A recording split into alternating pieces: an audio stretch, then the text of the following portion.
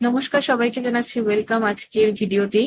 আজকের ভিডিও টপিকের আলোচনা হতে চলেছে ভেনাস এবং সান। যদি আপনাদের জন্মছকে ভেনাস অর্থাৎ শুক্র এবং সান অর্থাৎ রবি যদি কম্বিনেশন তৈরি করে, সেক্ষেত্রে আপনারা কি ধরনের রেজাল্ট পেতে পারেন। যাদের জন্মছকে এই কম্বিনেশনটা আছে, যদি আপনি মেল পার্সন হয়ে থাকেন, তাহলে দেখবেন আপনার স্ত্রী অর্থাৎ আপনার ওয়াইফ কিন্তু যথেষ্ট ভালো ফ্যামিলি থেকে বিলং করবে। এবং আপনি যদি ফিমেল পার্সন হয়ে থাকেন, তাহলে আপনি নিজে কিন্তু খুব ভালো একটা রেপুটেটেড ফ্যামিলি থেকে বিলং করবেন।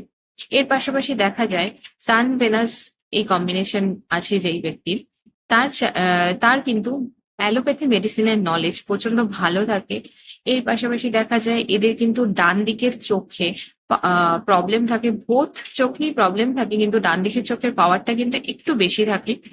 এদের কিন্তু হিডেন নলেজ অর্থাৎ যেমন অ্যাস্ট্রোলজি, অকাল্ট রিলেটেড নলেজ কিন্তু এদের যথেষ্ট ভালো থাকে।